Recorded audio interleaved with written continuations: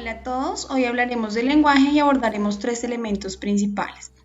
El primero, conceptualización del lenguaje, el segundo, bases neurobiológicas del lenguaje y el tercero, modelos teóricos del lenguaje. Iniciamos entonces con la conceptualización del lenguaje. En el ámbito de la neurociencia cognitiva y la neuropsicología, podemos definir el lenguaje como un sistema simbólico utilizado para comunicar significados concretos o abstractos con independencia de la modalidad sensorial utilizada o del medio concreto de expresión. Con esta definición se incluye el lenguaje hablado y escuchado, el lenguaje comunicado en forma escrita y el lenguaje de signos. El lenguaje del habla son dos cosas diferentes. El lenguaje es un sistema simbólico para representar y comunicar ideas, mientras que el habla es una forma de comunicación audible. La producción del habla depende de una variedad de sonidos vocales, la intensidad, el timbre y las propiedades tonales, de las cuales transmiten tanto información semántica como información importante desde un punto de vista biológico relacionado con la identificación del género, el estado emocional de la persona, entre otros. El tracto vocal humano y los sistemas neurales que lo controlan se han especializado en alto grado a lo largo del proceso evolutivo, lo que permite que el ser humano pueda producir aproximadamente unos 200 sonidos o fonos diferentes, los cuales derivan en percepciones auditivas denominadas fonemas. Los fonemas se combinan para formar morfemas, que se constituyen como el fragmento mínimo capaz de expresar significado. Algunos morfemas son palabras completas, mientras que otros tienen que combinar para generar palabras. El léxico es el conjunto de palabras de un idioma determinado, mientras que la sintaxis hace referencia a las formas en que se combinan las palabras ajustándose a las reglas de la gramática. La semántica hace referencia al significado o a la interpretación del mismo, de un símbolo, de una palabra o conjunto de palabras o de una representación formal determinada. El significado de una palabra o de una frase puede verse notablemente modificado por la entonación vocal con que se esté llevando a cabo. Con relación a la expresión oral, la prosodia se encarga de examinar y representar formalmente aquellos componentes tales como el acento, los tonos y la entonación. Por último, en la comunicación humana se usan las frases unas con otras formando narraciones con significado que constituyen el discurso. Hablaremos ahora de las bases neurobiológicas del lenguaje. La producción y la comprensión del lenguaje son capacidades cognitivas altamente especializadas que se han constituido como uno de los factores fundamentales en la evolución de la cultura humana. La comprensión de las bases neurales del lenguaje en términos anatómicos y fisiológicos data del siglo XIX, cuando diferentes médicos documentaron correlaciones clínicas patológicas en pacientes que habían sufrido algún tipo de lesión cerebral. El examen post-mortem de los cerebros de los pacientes a la luz de dichas correlaciones podía indicar qué regiones cerebrales estaban implicadas en el lenguaje, disociando aquellas que parecían estarlo en la comprensión de aquellas que parecían estarlo en la producción. Posteriormente, otro tipo de estudios empezaron a proporcionar más luz al análisis de las bases neurales de la comunicación humana. De esta forma, los estudios con pacientes con el cerebro encendido, los estudios de mapeo electrofisiológico de diferentes áreas corticales y, más recientemente, las técnicas de neuroimagen cerebral, la electroencefalografía y la estimulación cerebral no invasiva han ido proporcionando cantidades ingentes de datos que han modificado las nociones iniciales de cómo el sistema nervioso procesa la información relacionada con el lenguaje. Escucharemos ahora los modelos teóricos propuestos. Empezaremos con el neurólogo francés Paul Broca. En 1861, este publicó un estudio sobre un paciente con un trastorno severo del lenguaje, conocido como el señor Tan, puesto que solo podía decir esta palabra. 2 años después, Broca publicó otro estudio que recopilaba los expedientes de 2 docenas de pacientes con problemas de lenguaje similares relacionados con la producción del habla, que presentaban lesiones en la tercera circunvolución frontal del hemisferio izquierdo. Esta región posterior ventral del lóbulo frontal pasó a ser conocida como el área de Broca, Actualmente, el área de Broca o la circunvolución frontal inferior suele caracterizarse como dos áreas diferenciales en lo referente a su arquitectura. El área 45 de Brodmann, que responde con la parte triangular de la circunvolución frontal inferior, y el área 44 de Brodmann, que corresponde a la parte opercular.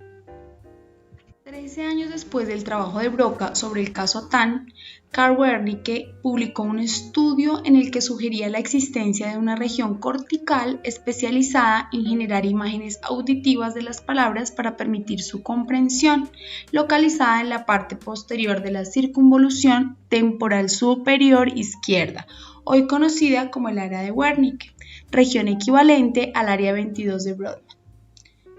En definitiva, a raíz de estos dos primeros estudios clínicos, las regiones corticales implicadas en el lenguaje parecían circunscribirse a dos: una región anterior, frontal, especializada en la producción del lenguaje, y una región posterior, temporal, especializada en su comprensión.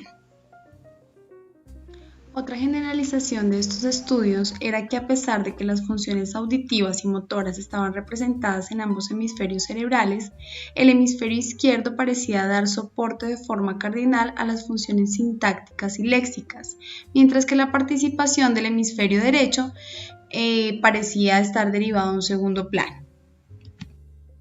Continuamos con Norman Jeswind, neurólogo de la Universidad de Harvard. Este intentó formular la descripción inicial de las bases neurales subyacentes al lenguaje oral y escrito. Este autor sugirió que, además de las regiones clásicas identificadas por Broca y Wernicke, habría implicadas otras regiones en los lóbulos parietal, temporal y frontal.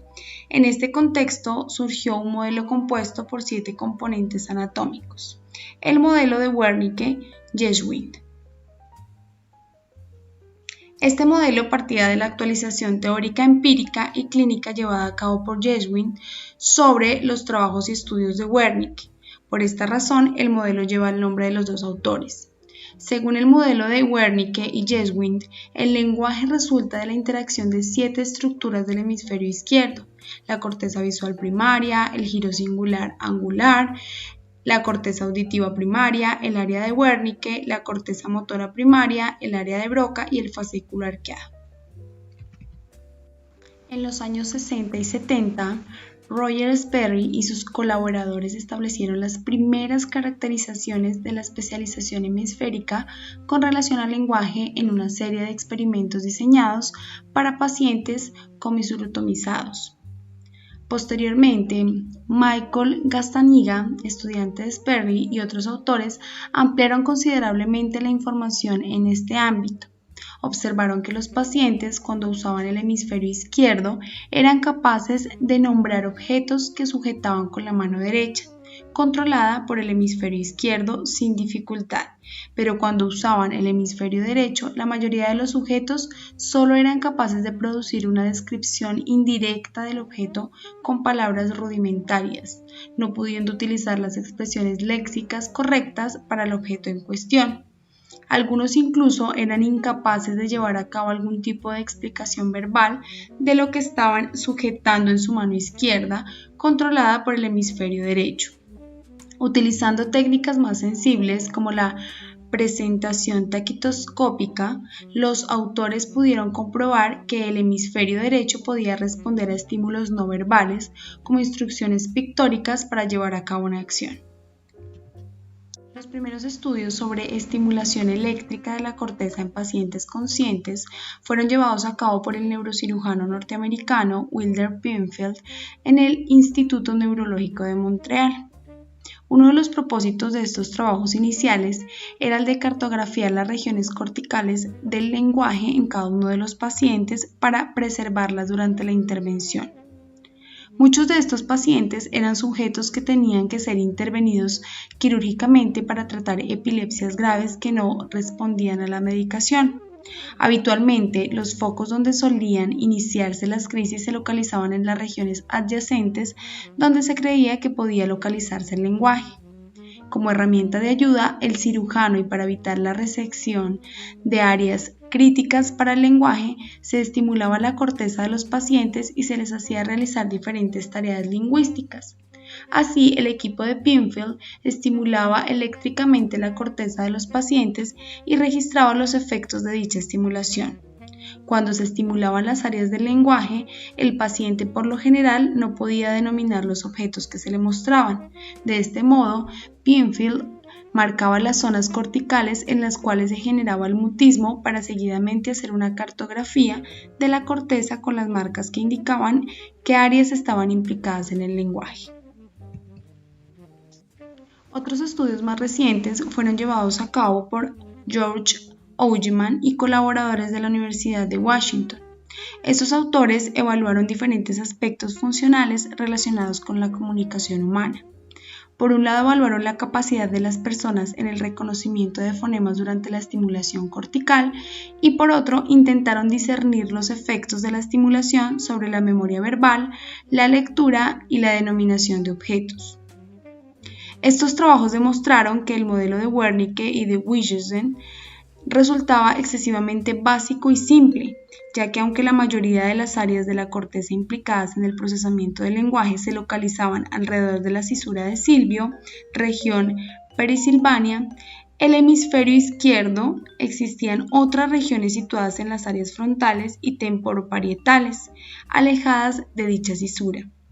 Además, estos autores pusieron en tela de juicio las predicciones iniciales de los estudios pioneros que utilizaron tejido post-mortem de los pacientes y que sugerían que las regiones anteriores se encuentran implicadas en la producción del lenguaje mientras que las posteriores en la comprensión.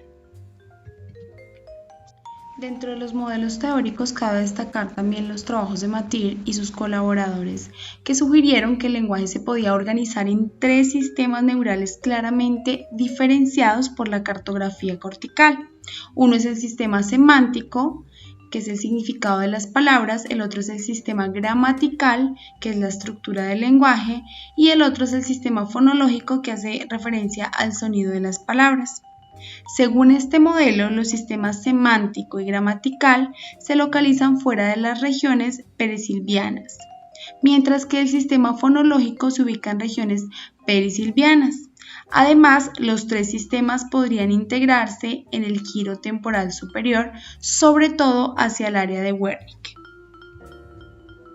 Ursula Bellugi y colaboradores del Instituto Salk evaluaron la localización cortical de las capacidades gestuales en pacientes ciegos de nacimiento que habían sufrido lesiones o bien en el hemisferio izquierdo o bien en el hemisferio derecho.